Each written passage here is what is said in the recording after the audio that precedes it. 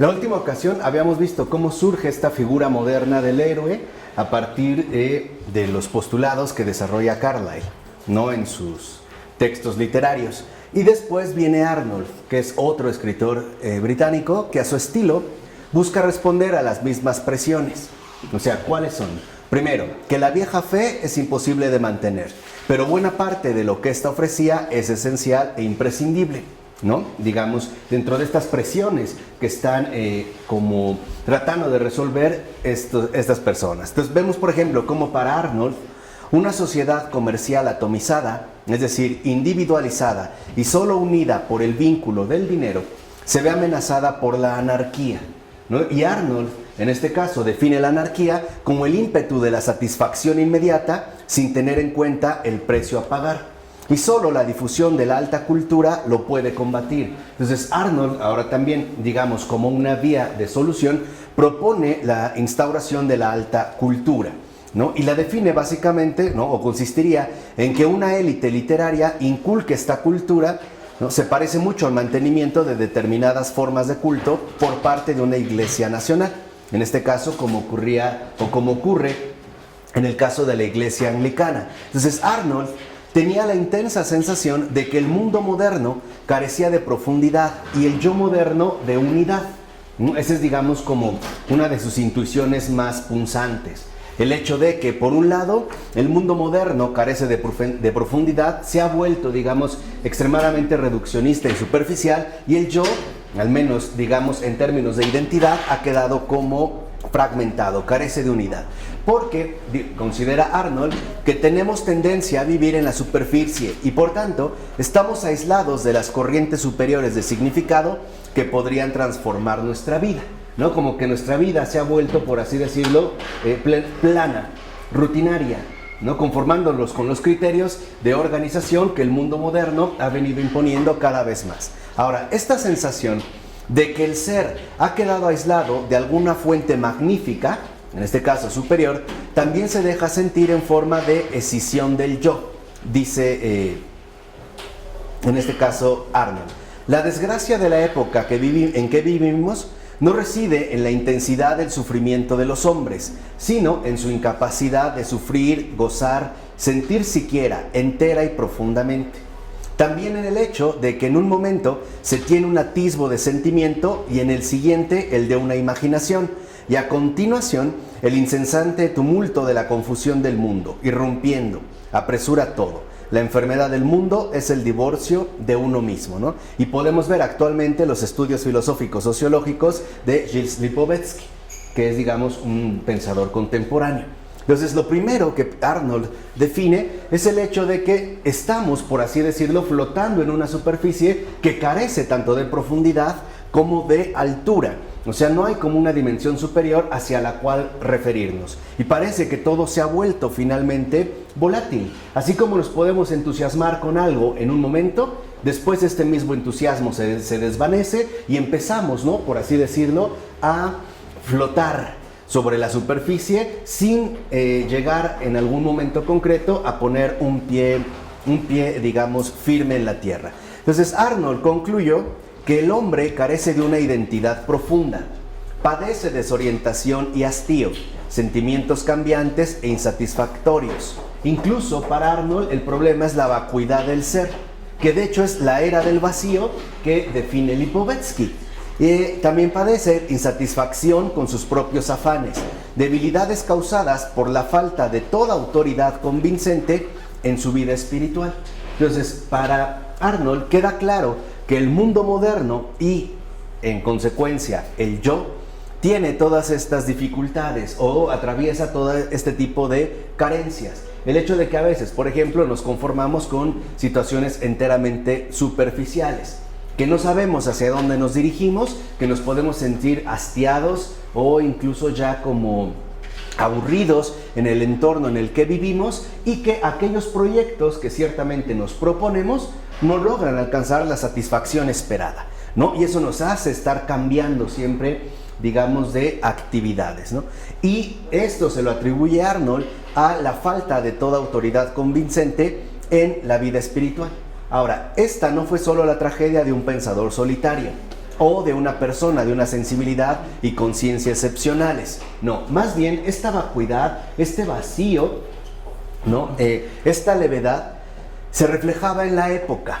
O sea, era algo común a esta época. ¿Por qué? Porque es una época cuya civilización, donde vivimos todavía, valora sobre todo lo mecánico y lo material. También valora lo efímero, que además fomenta la especialización estrecha en aras del beneficio y que promueve la acción individual sin ningún sentido de la totalidad. Por tratar de ponerlo en palabras más sencillas. Hoy para nosotros, lo único que sería aceptable de cierta manera es aquello que en efecto iría, por decirlo así, a la moda o bajo las exigencias, ¿no?, de cada instante en particular, sin que asumamos, por ejemplo, un compromiso definitivo. Y siempre buscamos una especialización que nos hace perder de vista una realidad muchísimo más compleja y, por decirlo así, global.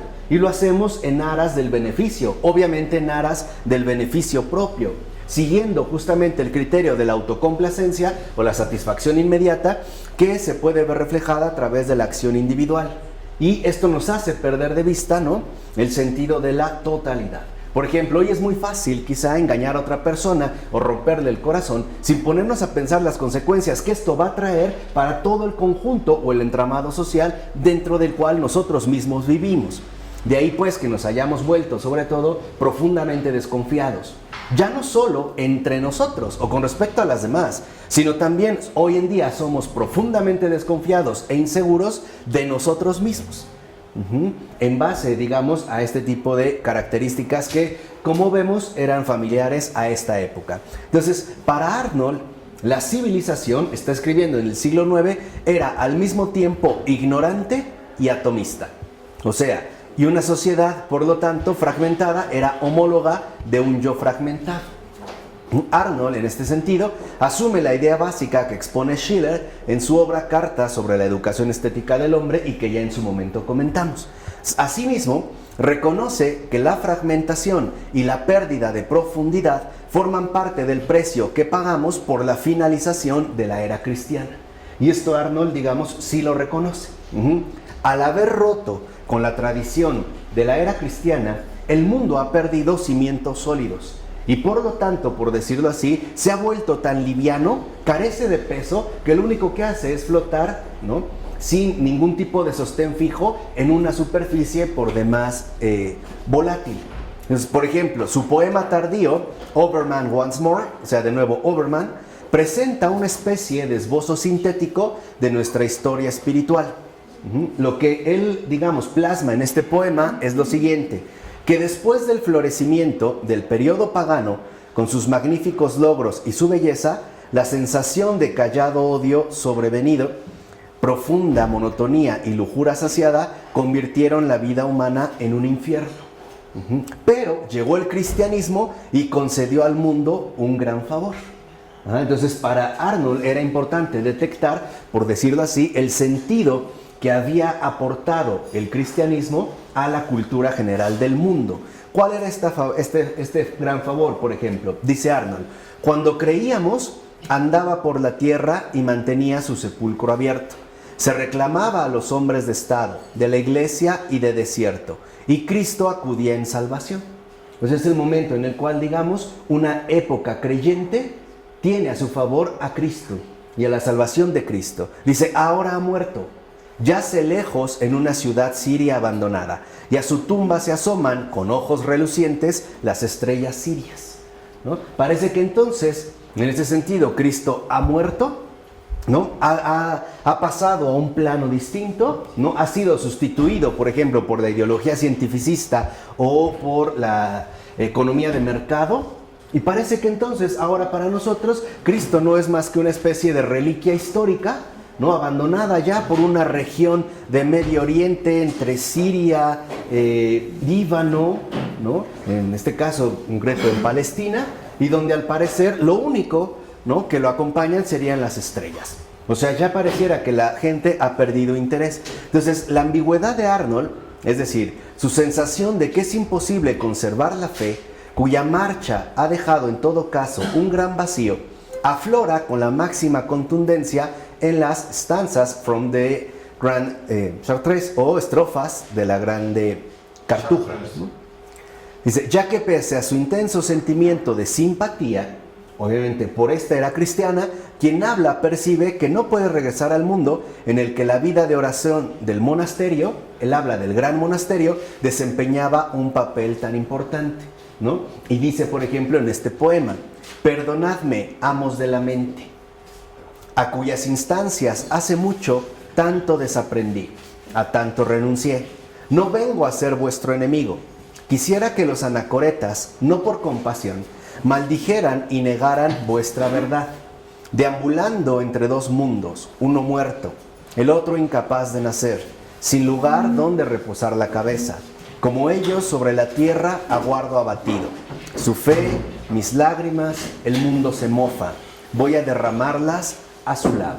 Entonces la tensión para Arnold consiste en que con el abandono de la era cristiana, lo profundo, lo sustancial, lo sólido se ha perdido, ¿no? Y el mundo se ha vuelto finalmente ligero, se ha vuelto superficial. Entonces aquí él trata de mantener un contraste diciendo que la sabiduría expresada en el gran monasterio, o sea, lo que realmente podríamos llamar la alta cultura, que en efecto se caracterizaba no por su especialización estrecha, sino por su profundidad y alcance en los temas abordados, ¿no? Al perderse, entonces, para Arnold quedaría claro que, por ejemplo, la sabiduría de los monasterios podrían rebatir a los amos de la mente, o sea, a los científicos de la época, que han querido, digamos, aparecer como los redentores del mundo entero.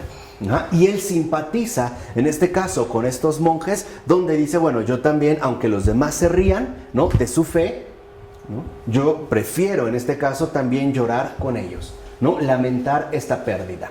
Pero para Arnold, la tensión consiste en que, por un lado, ¿no?, hay dos mundos, uno muerto, la era cristiana, y el otro no es incapaz de nacer. ¿Por qué? Por la estrechez y la opresión que ha generado el racionalismo y el liberalismo ya en pleno siglo XIX. No, este otro gran mundo de la gran cultura que Arnold sueña todavía no puede nacer, y el otro está muerto, ¿no?, digamos como un fenómeno cultural particular. Entonces hubo ciertamente diversas formas de responder a esta sensación de pérdida, de abandono autodecretado, es decir, heroico, y sin embargo irrevocable. Por ejemplo, una de estas reacciones consiste en explorar esta situación de desesperación y casi llegar a revolcarse en ella. Digamos, en una reacción con un claro acento de desesperación y amargura, como a su diferente modo hacen el Werther de Goethe, la René, que son personajes literarios de Chateaubriand, y el Overman de Senancourt, ¿no?, manteniendo una persistente melancolía. Entonces, una reacción era, es irrecuperable, y entonces nos vamos casi a revolcar en una especie de melancolía ante aquello que definitivamente no se puede recuperar. Y aquí, por ejemplo, también aparecería, bajo otro matiz, pero con este claro perfil, ¿no?, El paraíso perdido de John Milton, que también es anterior, pero que va a provocar también un gran impacto en este sentido. Otra reacción consiste en llevar a cabo una acción titánica, o sea, rebelde, tal vez incluso destructiva e inmoral. Es el tipo de afirmación de uno mismo que podemos apreciar, por ejemplo, en Byron, ¿no?, Lord Byron, o bien en Nietzsche. Byron es anterior a Nietzsche. Nietzsche leyó a Byron. Entonces, aquí es donde vemos, por ejemplo, otro tipo de reacción, ¿no? Él ya no como que estarse lamentando en una especie de melancolía incurable, sino llevar a cabo una rebeldía, incluso destructiva, ante aquello que se está padeciendo, ¿no?, como una forma de lograr sobreponerse a esta pérdida. Pero también hay un tercer camino, y es la búsqueda de una nueva era de la fe, en tanto forma positiva de religión. Y aquí es donde se sitúan Carlyle, Arnold y Emerson, que digamos son como los escritores de esta época que buscan promover una nueva era de la fe. Arnold, por ejemplo, deposita sus esperanzas en la nueva era, o sea, en ese momento incapaz de nacer, Y esta nueva era, de acuerdo con Arnold, podría surgir o emerger mediante la literatura y la educación, que es la alternativa a la fe cristiana perdida, ¿no? O al vacío que ha dejado la fe cristiana. Entonces, en pocas palabras, ¿no? Es a la cultura a lo que Arnold acabó recurriendo para sembrar este cambio. Entonces, para Arnold, lo único que quizá podría llenar este vacío dejado por el abandono de la fe cristiana era una renovación completa de la cultura que estuviera sobre todo basada en el ámbito literario y también en la educación. Entonces, ¿cómo define cultura Arnold? La define como la búsqueda de nuestra perfección completa, y su medio es tratar de saber, en todas las cuestiones que más nos conciernen, lo mejor que se ha pensado y dicho en el mundo. Este es como el primer paso. Segundo, mediante este conocimiento, una corriente de pensamiento fresco y libre atravesará nuestra reserva de nociones y hábitos, que ahora aplicamos firme pero mecánicamente. Entonces, para Arnold, nuestra perfección significa el crecimiento de nuestra humanidad frente a nuestra animalidad. Y esto es lo que Arnold considera que es competencia básica de la educación. El hecho de establecer valores estéticos, ¿no?, elevados para que los hombres dejen la animalidad, que es el mundo mecánico, y los vínculos vigentes a través del dinero que ha impuesto la sociedad industrial, para retornar de nuevo a una cultura donde aparezca un nivel elevado de educación y por lo tanto también un nivel elevado de sensibilidad literaria, ¿no? Este era, digamos, un poco como el cambio que propone Arnold. Ahora bien, esta perfección debe alcanzarse no solo en el individuo aislado, ya que el objetivo es producir, dice Arnold, una perfección armoniosa que desarrolla todos los aspectos de nuestra humanidad y que también sería una perfección general que desarrolla todas las partes de nuestra sociedad. En este sentido, la cultura estaba próxima a la religión, pero no se podía subordinar a ella.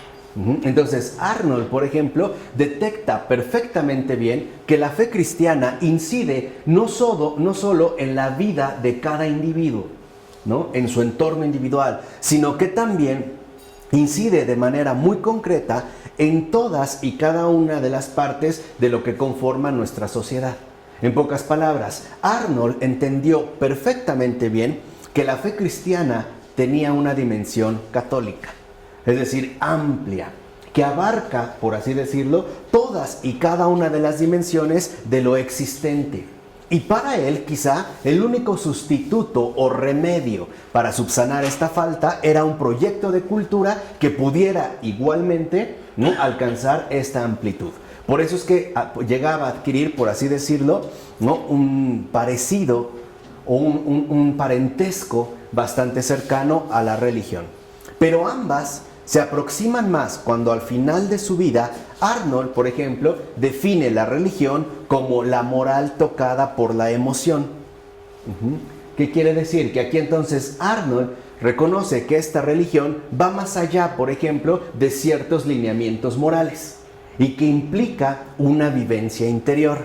Y describe a Dios, por ejemplo, como la fuerza imperecedera, no nosotros mismos, que se orienta a la rectitud, en un intento de retener algún vestigio indeterminado de trascendencia mediante la expresión no nosotros mismos. Entonces, para Arnold, la nueva era, que hoy nos resulta bastante familiar cuando se habla de la New Age y todo esto, la nueva era para Arnold es no negar a Dios, reconocer a Dios como una fuerza, un poder superior que no somos nosotros y que esta fuerza es la que nos inspira y nos orienta finalmente a la rectitud, es decir, a una vida moralmente correcta, pero con Dios, o sea, en un sentido deísta, Dios como una noción, como una especie de inspiración, o vamos a ponerlo en términos más concretos, ¿no?, como un recurso necesario para promover este tipo de mundo naciente, ¿no?, este tipo de cultura. ¿Y el pecado?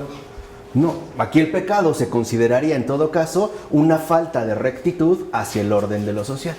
Vamos a decirlo, el pecado sería más bien una falta moral, que destruiría la perfección armoniosa. ¿El moral o el pecado? Bueno, para Arnold lo moral.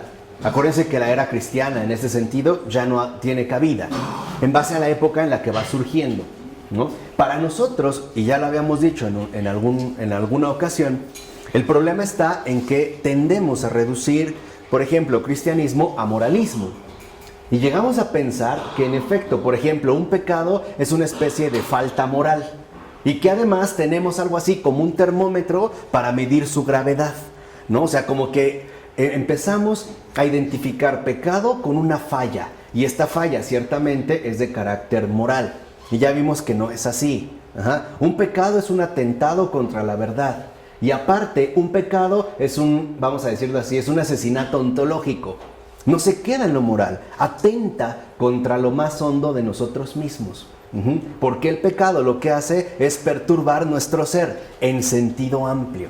En pocas palabras, el pecado es algo metafísico, no moral. Y si el pecado es algo metafísico, entonces también el cristianismo es algo metafísico. Claro que tiene incidencias morales, ya lo vimos, ¿no? Llega a todas y cada una de las dimensiones de lo existente, incluida la sociedad, por supuesto, pero no es la primacía.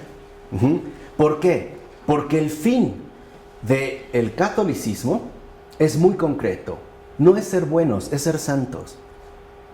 No significa, o sea, ser cristiano no significa ser moralmente impecable. Significa ser una criatura nueva.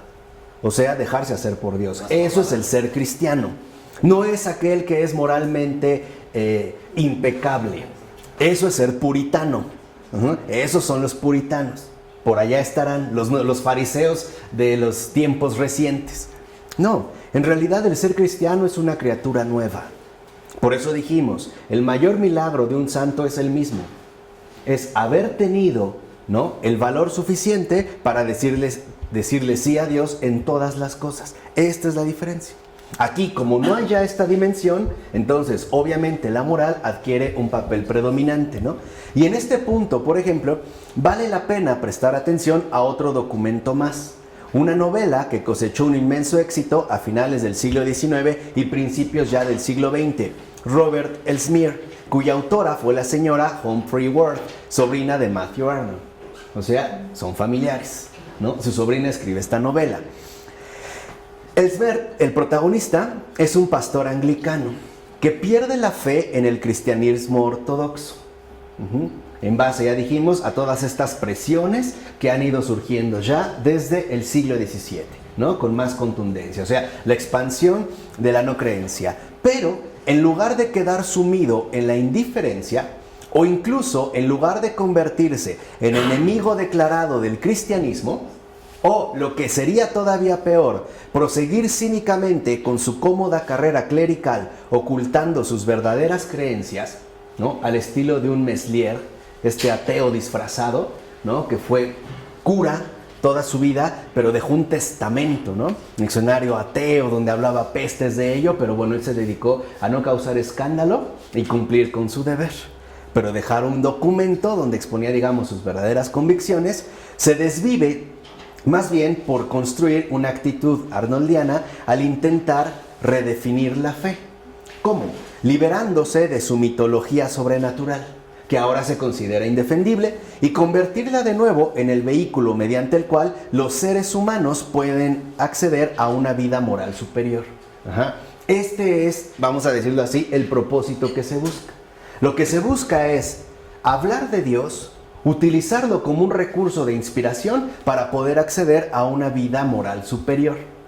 Este es, digamos, como el propósito. Pero, entonces aquí cancela la gracia. Sí, no hay. El pecado te cancela la No gracia. hay, no lo hay. Entonces, en un momento de gran agitación y sufrimiento interior ante la pérdida de su antigua fe, Robert Elsmere vislumbra la nueva imagen, fíjense, es decir, la de un Cristo puramente humano, un cristianismo netamente humano, explicable, pero siempre maravilloso. ¿Dónde está aquí, digamos, el impacto en lo explicable? Porque ahora, en efecto, Cristo ha quedado hecho a la propia medida. Aquí los papeles se han invertido de manera radical. Si bien es cierto, y la verdad es, que nosotros fuimos hechos a imagen y semejanza de nuestro Creador, ahora con esta tendencia de la vida moral superior, es el creador, el que ha quedado hecho a nuestra propia imagen y semejanza. Claro, diciendo que es maravilloso, pero ya lo pudimos explicar, ¿no? Es como dejarle una especie de pátina o residuo particular para que finalmente no se vea en su radical desnudez. Bueno, se cancela el misterio.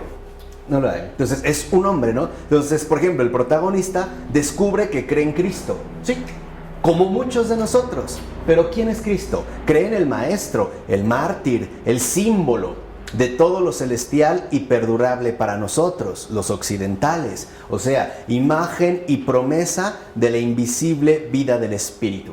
Incluso dice, con toda mi alma y mi entendimiento. Sí, pero no puede aceptar al Dios hombre. No puede aceptar a la palabra de eternidad. O sea, un Cristo que obra milagros, al Jesucristo resucitado y ascendido, o sea, al intercesor y mediador vivo en la vida de sus hermanos condenados. Esto no. Entonces, Cristo aparece como un modelo moral de vida superior. ¿Sí? O sea, va a aparecer simplemente como un modelo de inspiración de una vida ciertamente superior. De hecho, en un libro de Jacob Neusner, que se llama Un rabino dialoga con Jesús, ¿no? Él se coloca, digamos, dentro de esta narrativa a escuchar a Jesús en el Sermón de la Montaña, y a todo le dice que sí. En todo está de acuerdo. Pero cuando Jesús afirma que Él es Dios, Él se para y se va. Dice, esto no. Y eso es lo que nosotros justamente a veces quisiéramos hacer. O sea, en pocas palabras, quitar, expurgar del cristianismo todo aquello que nos sobrepasa, nos incomoda e incluso, y por qué no, nos escandaliza. Porque ahora queremos que Cristo esté hecho a nuestra medida, que sea algo enteramente explicable, sin misterio, sin trascendencia, o para decirlo en términos más radicales, sin divinidad. Por eso, a veces, para muchos, e incluso catoliquitos, o sea, de fe inmadura, Cristo ya resucitó. Ya no murió, ya no hay que hablar del crucificado. Ya no, hay que hablar del resucitado, porque ahí está justamente, es un Dios que nos habla de la vida, no de la muerte, no del sufrimiento, no del padecimiento. ¿Y por qué se tiene esta tendencia? Porque el crucificado es la piedra de tropiezo para toda alma humana, para toda. Esa es la piedra de tropiezo para el alma humana, porque acceder al misterio que ahí se está revelando no es nada ni cómodo ni agradable. Entonces, queremos darle la espalda al crucificado, ¿no? Para dirigirnos con los brazos abiertos al resucitado, ¿no?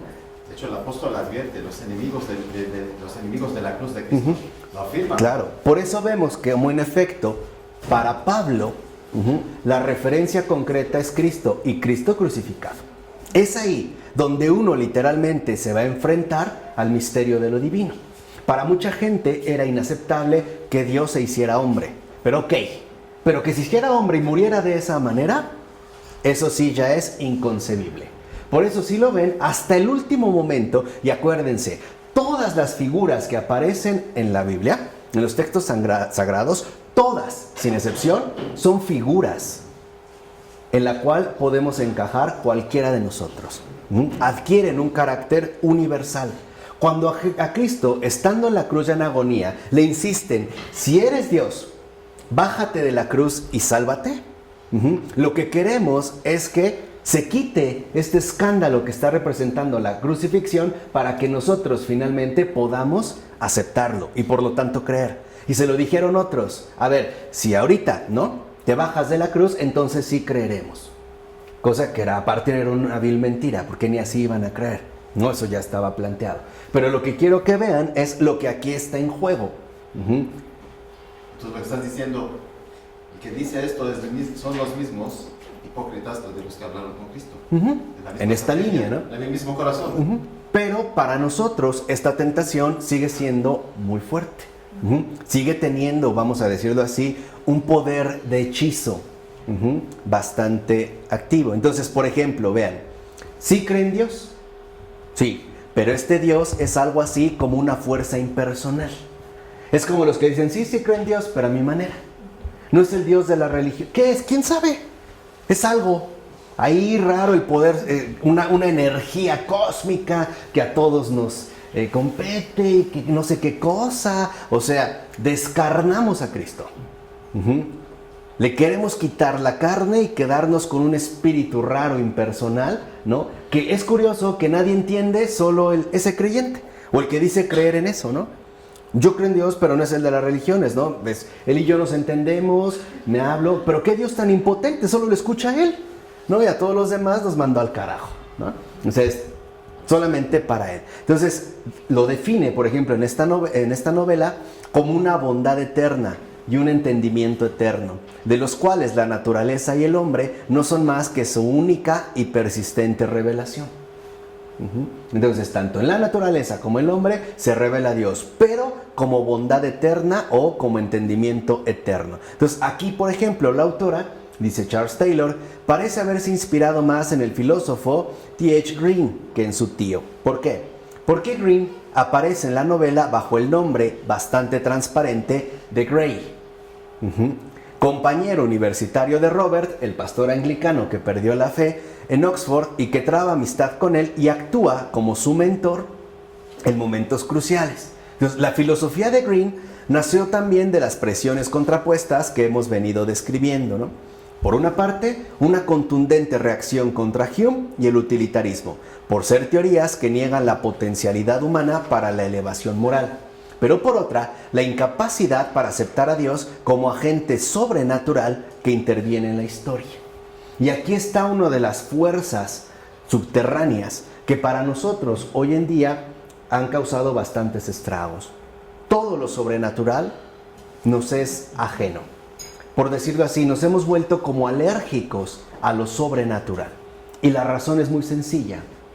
Porque la ciencia, al ir ganando terreno, nos convenció de que no hay nada sobrenatural, que todo puede ser teorizado, explicado y, en el mejor de los casos, incluso demostrado. Y que lo que no lo es definitivamente, solo por el momento, en lo que la ciencia alcanza, digamos, la capacidad para poder arrancar el misterio de todo, ¿no? Tanto del mundo como del hombre. Entonces, esta es una de las líneas que aquí se van moviendo, precisamente la cuestión de lo sobrenatural. Por ello, no es casual que uno de los grandes padres de la iglesia de estos tiempos, como Henri de Lubac, escribiera un libro, El misterio de lo sobrenatural. Que Joseph Ratzinger insista tanto en la dimensión sobrenatural. Y que, por ejemplo, todos los que han venido, Hans Urs von Balthasar, etcétera, también hayan puesto nuevamente en el centro la cuestión de lo sobrenatural y no de lo humanamente explicable o satisfactorio. Recordar, y lo vamos a ver más adelante en una tesis muchísimo más radical, cuál es el riesgo de eliminar el ámbito de lo sobrenatural. Pero es simplemente para que no lo pierdan de vista. ¿Cómo va a haber fe? No habrá fe. Puede haber creencia, sí, pero no fe. Pero no es fe. Porque así alguien puede creer en Dios, lo mismo que puede creer en karmas, o puede creer en elfos, o puede creer en extraterrestres, o puede creer en un montón de cosas. Es más, puede creer en sí mismo, ¿no? Yo creo en mí mismo, ¿no? Sí, eso es la creencia, pero esa no es la fe. Creer no es solo tener fe. Pero bueno, digo, creer no significa tener fe. Entonces, Green encontró en la obra de Kant y Hegel una forma de expresar su posición. Decía, en cierto sentido, Dios era el imán que nos atraía hacia lo más alto. O sea, así como la garantía de que dicho ascenso era posible. Por ponerlo en otros términos, para Green, lo mismo que para muchos, Dios es la garantía de que la elevación que buscamos sí es algo superior. Es, por decirlo así, como el revestimiento sagrado del proyecto moral. Como si al hablar de Dios, entonces de inmediato adquiriera un cierto estatus de algo más superior, de algo en ese sentido más elevado.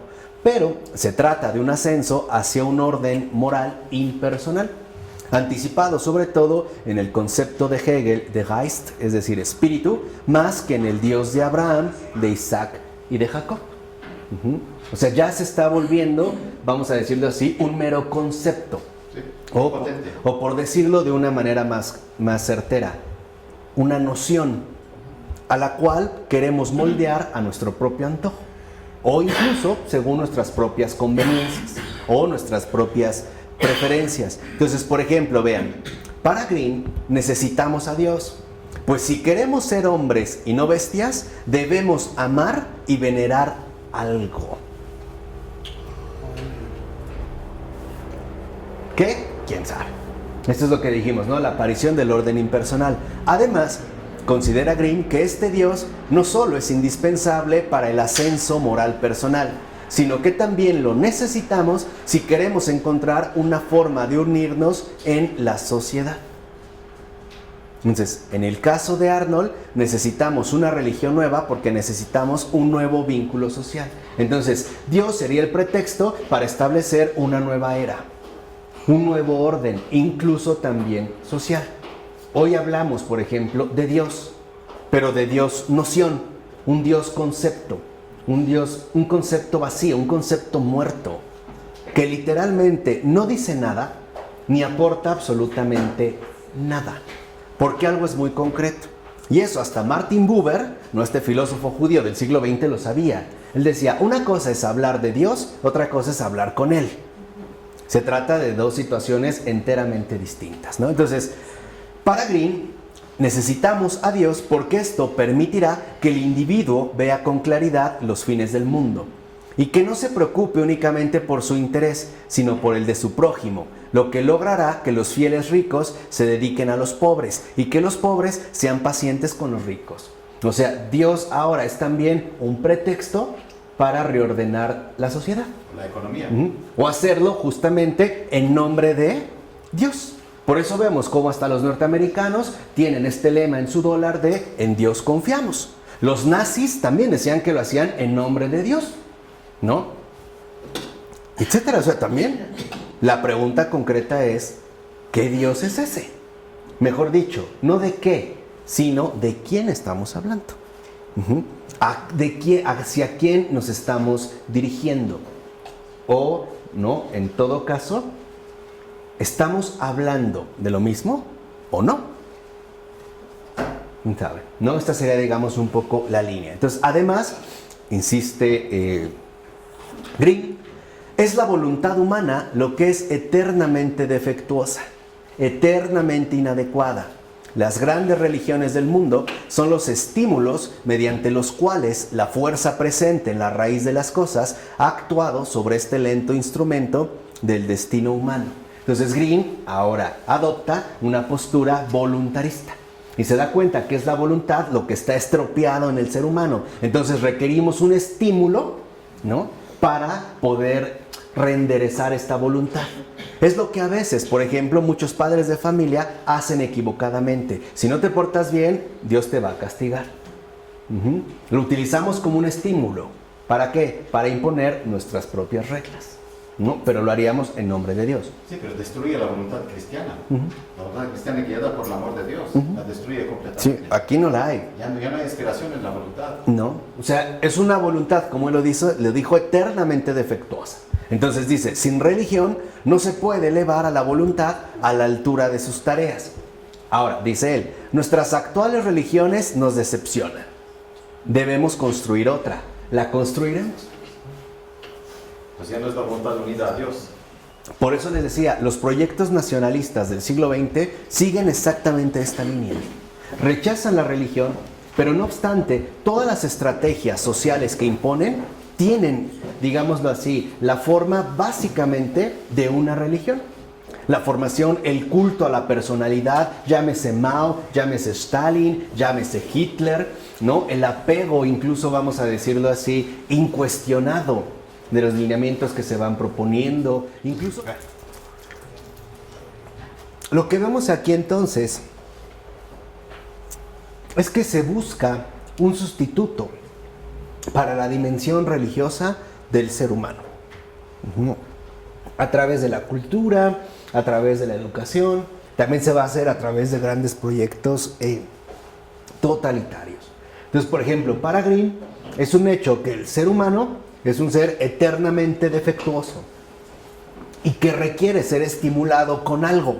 En este caso, llámese Dios, para motivarlo alcanzar este nivel moral que coincidiría, según ellos, con una vida superior, ¿no? Con un estatus moralmente más elevado, que ya vimos cómo venía, por ejemplo, desde la imposición o la gestación de la sociedad civilizada, de la civilización, concentrada en los buenos modales, ¿no? En el refinamiento y en la conversación, ¿no? Cuando hablamos de las cortes imperiales. Pero se olvida, y esto es algo, digamos, muy relevante, se olvida que en realidad Dios no es un estímulo para que seamos mejores. La voluntad humana, si tiene algún defecto, se llama debilidad, pero no está destruida, ¿eh? La voluntad humana en sí no está destruida, es débil, porque no tiene la fuerza necesaria para realizar lo que se propone, pero no está aniquilada, ni es eternamente defectuosa, ni es eternamente inadecuada. Y el propio Señor lo decía, si ustedes que son malos saben dar cosas buenas, si alguien se los pide, o sea, esta voluntad finalmente no está desfigurada, está muy debilitada, pero esencialmente la voluntad se dirige a querer el bien. Tiene capacidad de crecimiento.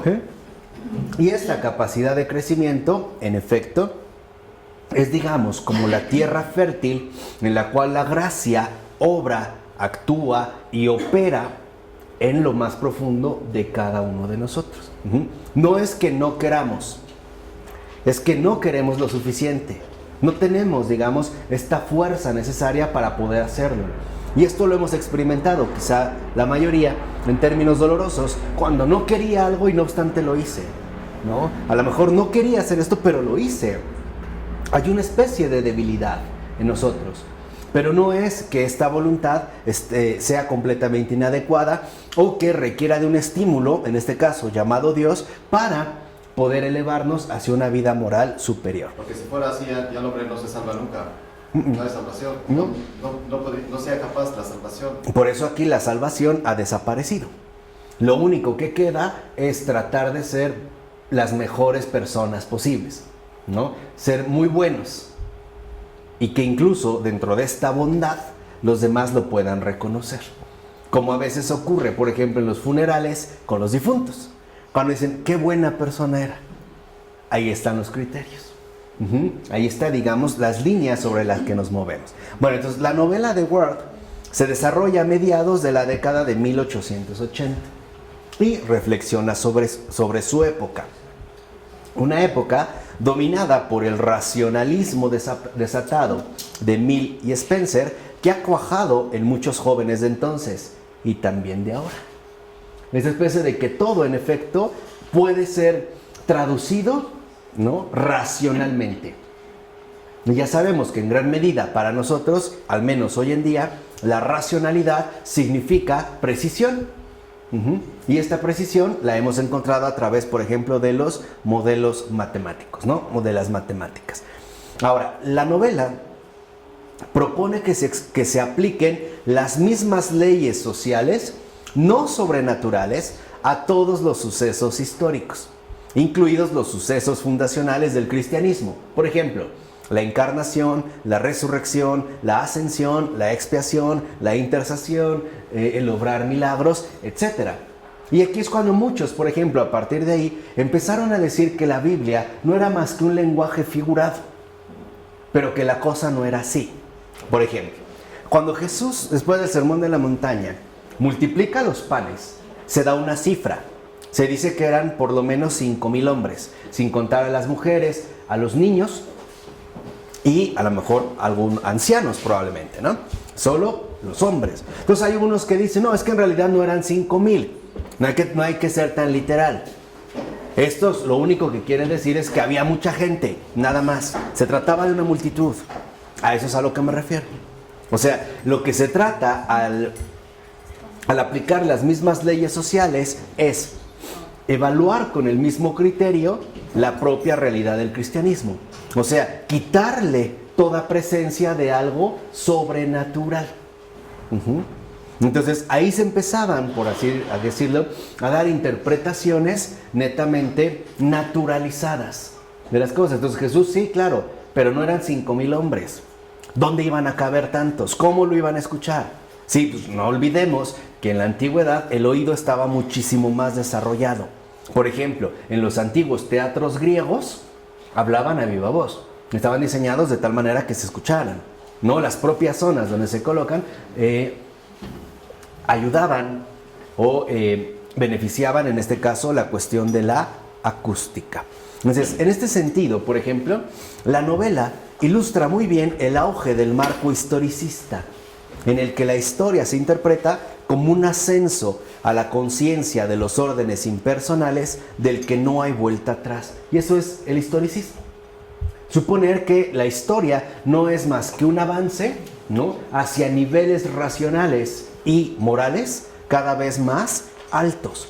Por ejemplo, pensar esta idea totalmente falsa de que los medievales son anticuados porque creían en Dios, pero que nosotros ya no somos anticuados porque ya no creemos en Dios, o que si creemos en Dios no es en el Dios de la tradición, en el Dios de la religión, especialmente en el Dios cristiano, sino que tenemos ya un concepto más elevado, es decir, más racional, de aquello que podríamos llamar Dios. Entonces, lo que dice es que pareciera que la autora acepta este marco como un telón de fondo no cuestionado de su propio pensamiento.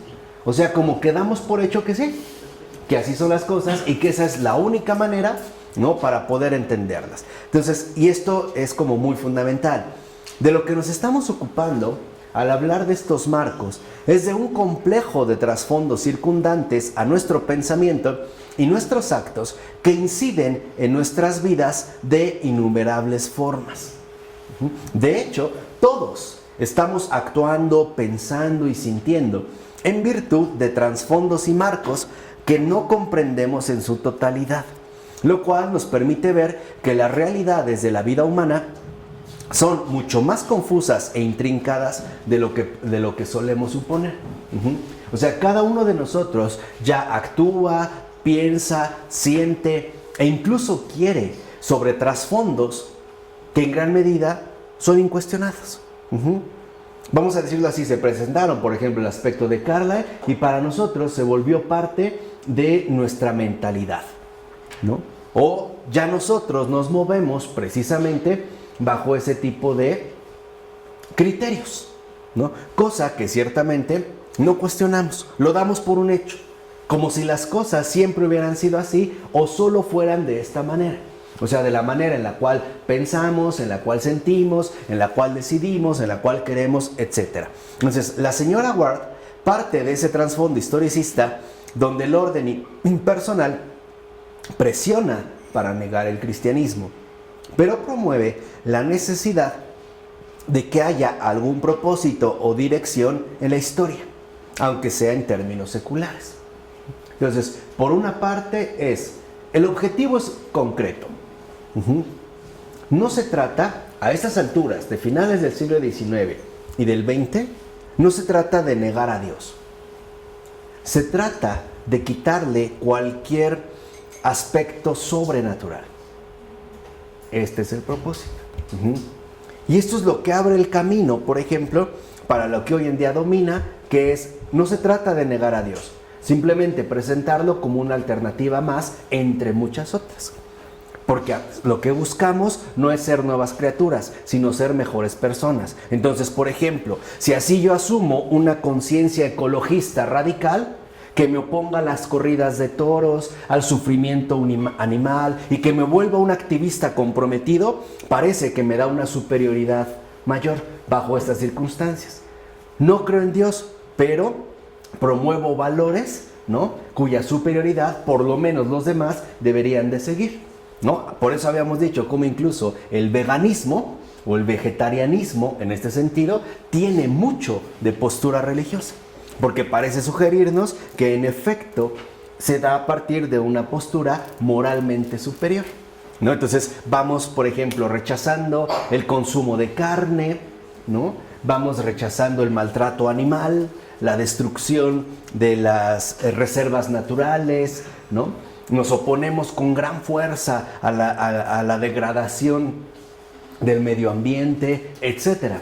porque pensamos que así estamos colocados ya en una conciencia superior a lo que el mundo va imponiendo, ¿no? De tal manera que, en pocas palabras, no necesito creer en Dios para sacar lo mejor de mí.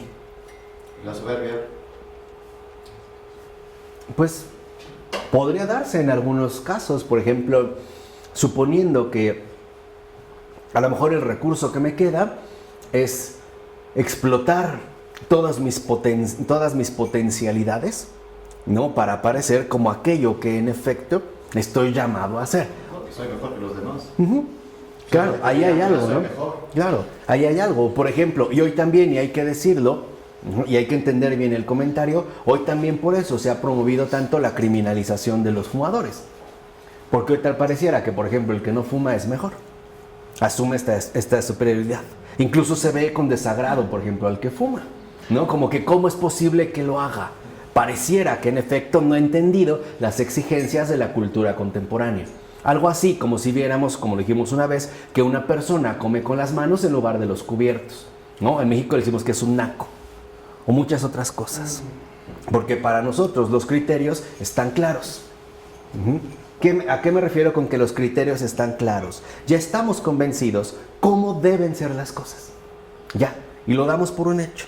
No sé, partimos ya, por así decirlo, de esta serie de presupuestos. Entonces vemos cómo las reflexiones de Carlyle y Arnold fueron los puentes que las personas empezaron a cruzar para salir del cristianismo hacia una especie de religión del orden impersonal, antes de que su estructura personal se viera agitada por la polémica acerca de la evolución. O sea, antes de Darwin.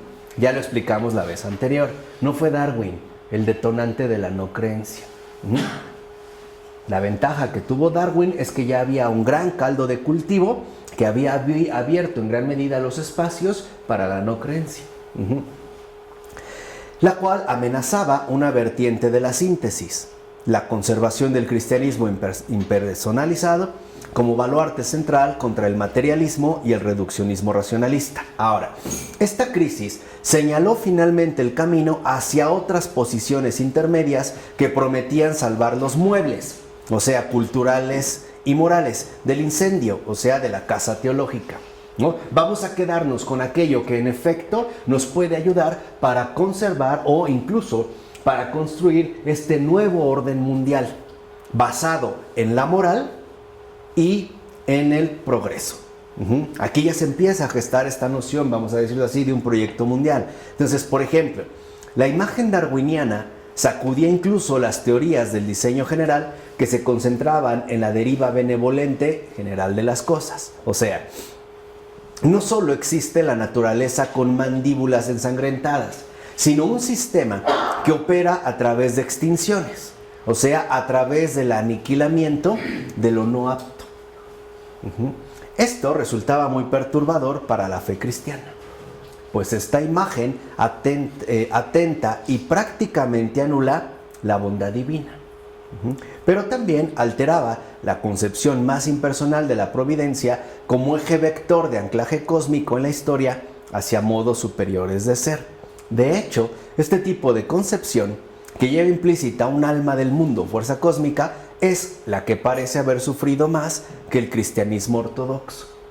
Digamos, en este sentido, es esta imagen de una especie de fuerza cósmica ordenadora la que se vio más afectada con la teoría darwinista que el propio cristianismo ortodoxo.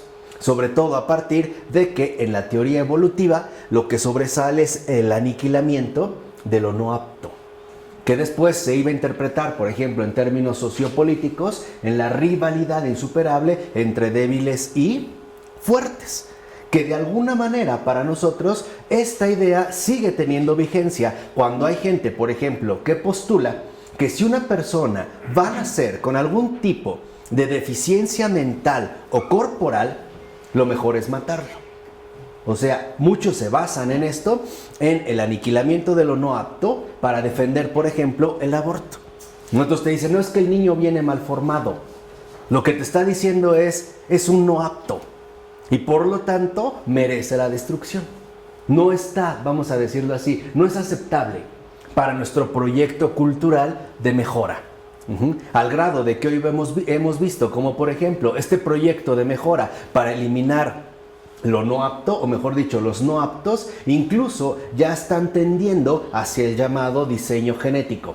Entonces, por ejemplo, yo en lugar de tener un hijo por concepción, lo puedo tener por diseño.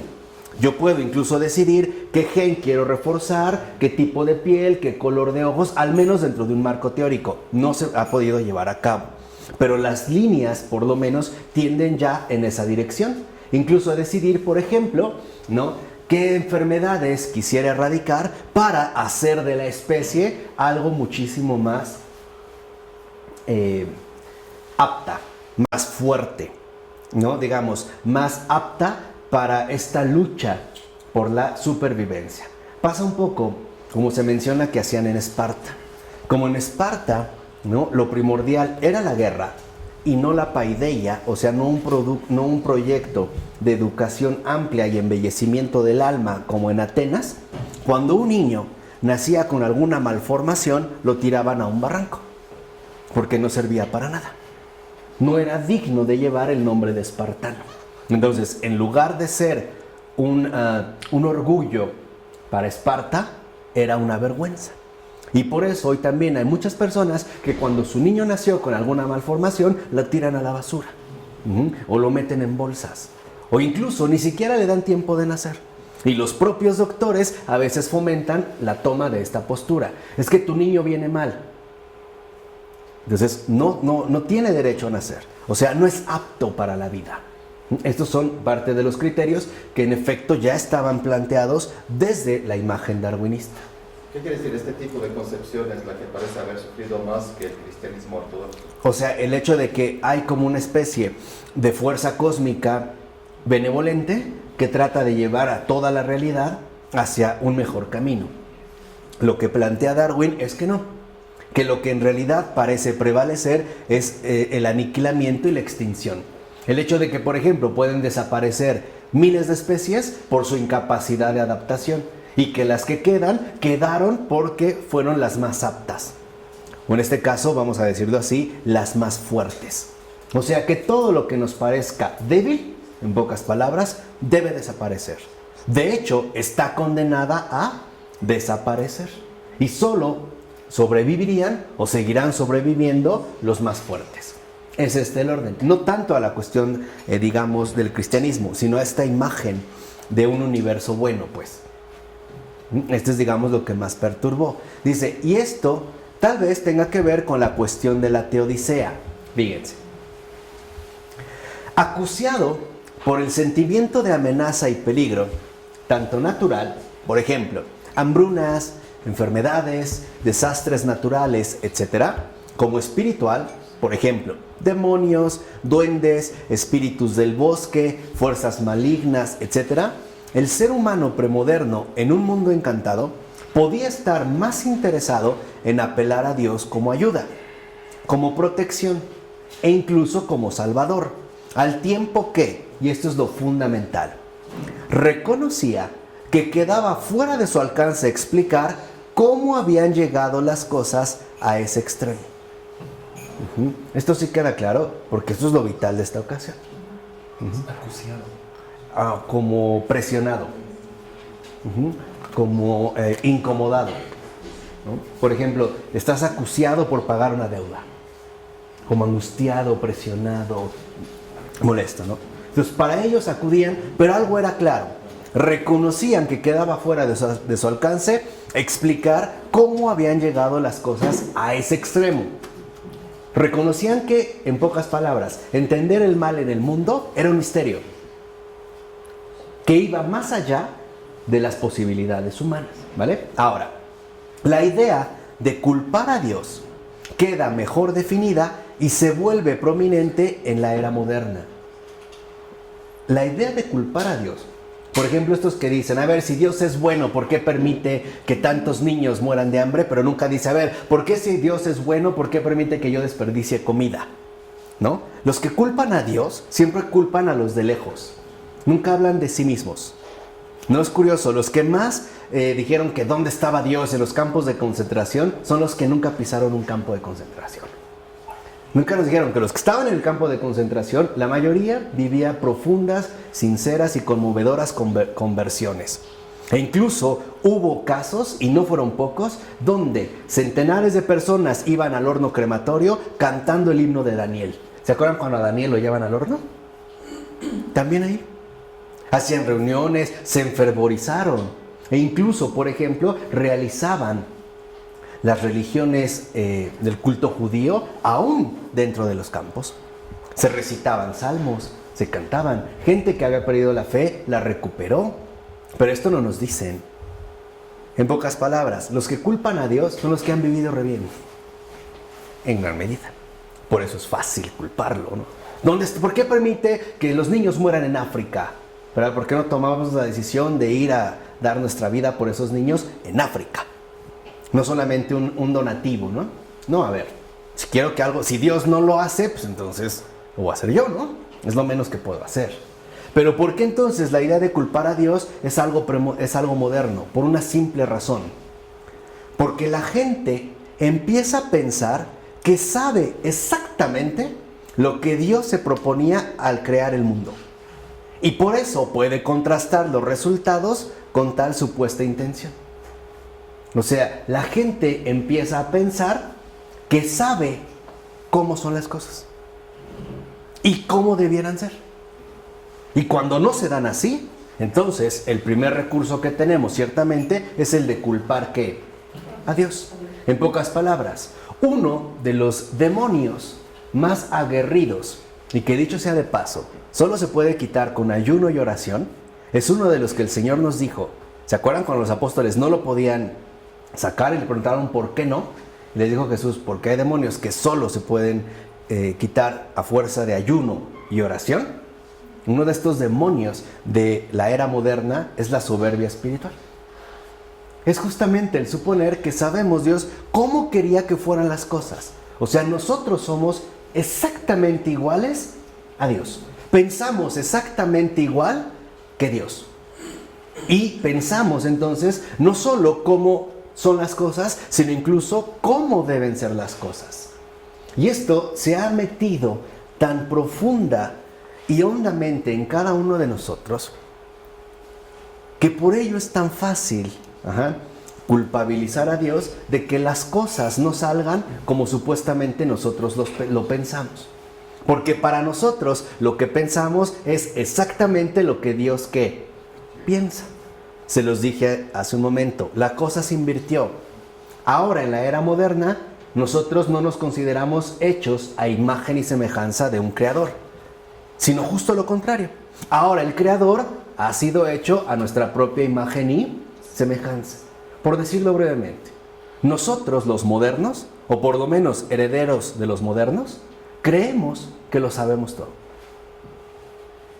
Y que sabemos cómo son las cosas y cómo deben ser las cosas. E incluso cómo Dios quiere las cosas. O cómo tendrían que ser las cosas. Sin guerras, sin hambrunas, sin desastres naturales, sin amenazas, sin pérdidas, sin muertes, sin sufrimientos. Ya, o sea, nosotros hemos definido, por así decirlo en este sentido, el plan. Entonces vean, por ejemplo, ¿no? La cuestión, tal como se plantea en un contexto ateo, hereda justamente esta supuesta pretensión de clarividencia. Solo ahora somos nosotros, y solamente nosotros, quienes establecemos los criterios de interpretación, al tiempo que también asumimos que lo que sabemos y podemos discernir sobre el destino humano y no humano es lo único que hay que saber. Nada más. Concretamente, que no hay nada más allá o después de nuestra trayectoria vital observable y o pensable, y que si lo hubiera, tendría que ser de tal o cual manera. Ejemplo muy concreto. Por eso mucha gente dice, no, el cielo y el infierno no existen. El cielo y el infierno se viven aquí. Ya, no hay. O sea, si fuera, sería de este modo. Por eso hay personas a las que ciertamente se les hace muy fácil decir, por ejemplo, ¿no? Esto es un infierno. O sea, presuponen que saben lo que es el infierno. O esto es la gloria. O sea, ya saben lo que es la gloria, ¿no? Por ejemplo, ¿no? Entonces, aquí lo importante es, voy a regresar un poco, precisamente para que lo vean, es que empezamos a pensar que sabemos exactamente lo que Dios se propone. Lo que Dios exactamente se propone. Ya, nosotros lo sabemos. ¿Por qué? Porque lo pensamos. ¿Por qué? Porque lo decimos. ¿Por qué? Porque lo afirmamos. Cosa que de los premodernos, no.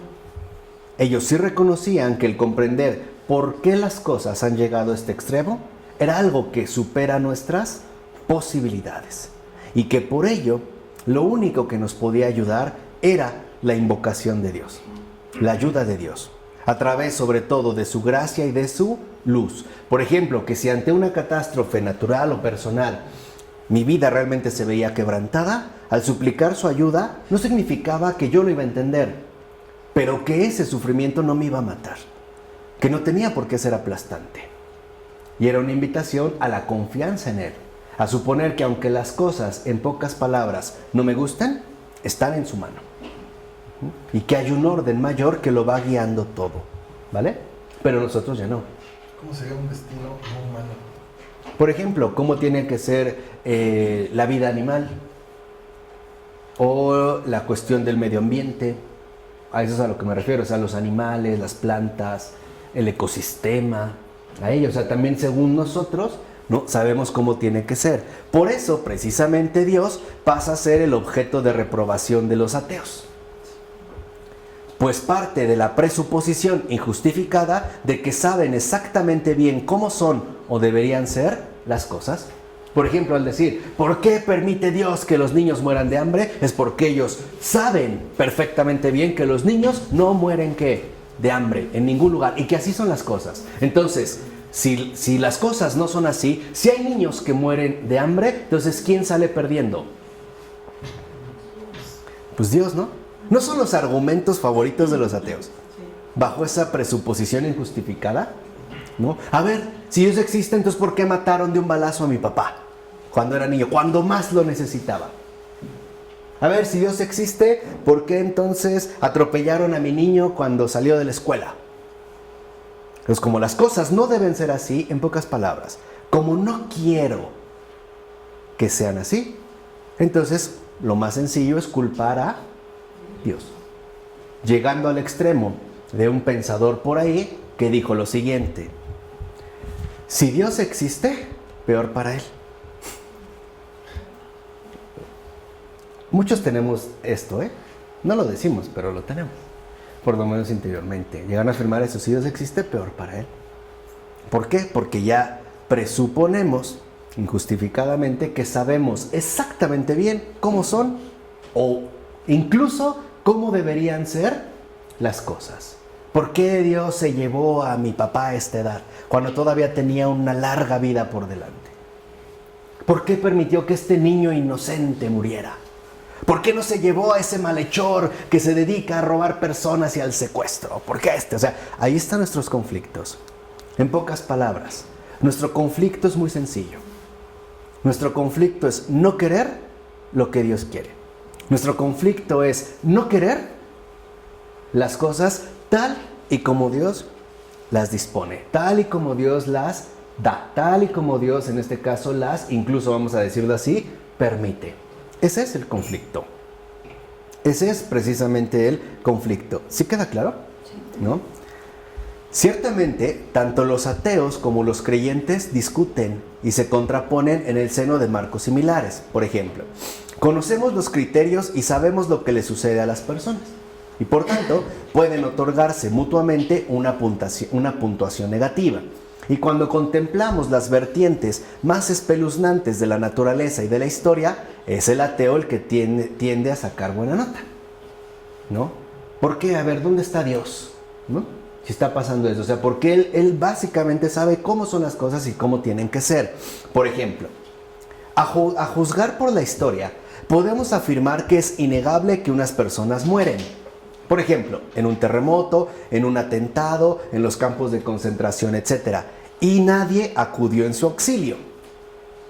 En este caso, presuponemos, por ejemplo, que sabemos perfectamente bien cómo debieran ser las cosas. Y además, y este es el truco, ahí está el engaño, esa es la estrategia, ahí está el chantaje, que lo único que cuenta es lo humanamente observable. Nada más. Y eso es lo que a nosotros nos impacta. Claro, nosotros vimos que en un terremoto murieron tantas personas. Sí, pero no supimos lo que pasó en el interior de su corazón en ese acontecimiento, antes de la muerte y en ese preciso instante. No sabemos, ni sabemos después. Pero como para nosotros murieron aplastadas por una losa, pues entonces, ¿cómo? No, esto no fue aceptable. Pero heredaron el cielo. Claro, o sea, pero no lo sabemos. ¿Por qué? Porque para nosotros el único criterio que cuenta es lo humanamente ¿qué? Observable. Nada más. Nada más. Entonces parece que si estamos viviendo en una época también muy fortalecida por el cientificismo, pues lo observable adquiere un impacto tremendo. Por eso les ponía el caso de los campos de concentración.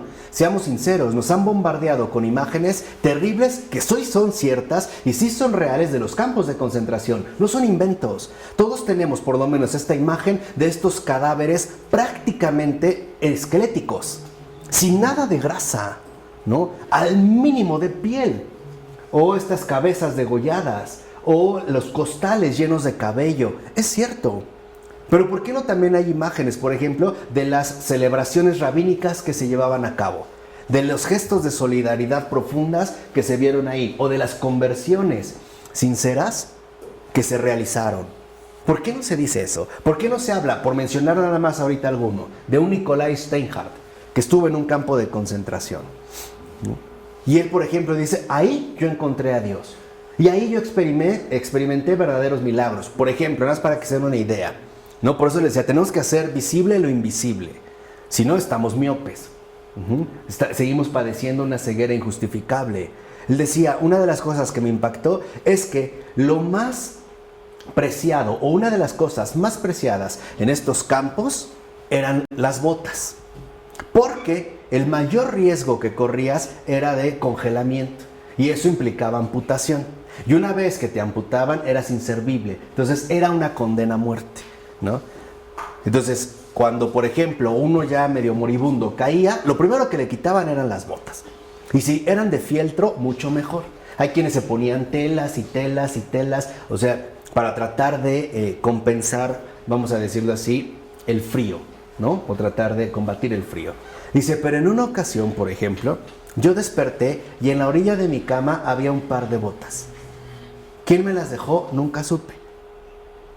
Pero eso fue una señal de que alguien velaba por mí, de que alguien estaba conmigo y que incluso en una situación tan atroz, para ese alguien nada era imposible. Y eso sí era imposible. Conseguir unas botas en un campo de concentración, eso sí era verdaderamente ¿qué? Imposible. Por eso él concluyó algo muy, a mi entender, muy muy bello, ¿no? Para Dios no hay nada es imposible. Incluso lo que podemos creer imposible, para Él siempre es ¿qué? Posible. Por eso la oración preferida de Nikolai Steinhardt, que aparte fue bautizado, y con agua sucia, no crean que era agua limpia, con agua sucia, ahí en el campo, dentro en su conversión, era muy sencilla. Creo, aumenta mi fe. Creo, veo, no niego, pero hazme ver.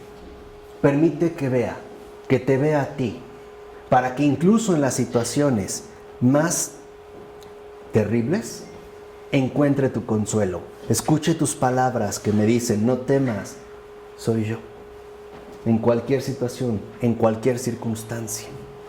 Estamos hablando, nada más dije, quiero mencionar uno, ¿entre qué? Muchos. ¿O no han leído los diarios de Etty Hillesum? Ya vamos a... seguimos. Entonces, en tal caso, ¿no? Los cristianos responden a tales acusaciones, ahí está, con la esperanza. Esto es el punto. Por eso el Papa Francisco nos ha invitado a todos a trabajar en la ¿qué? En la esperanza. Es decir, ¿qué significa responder con la esperanza?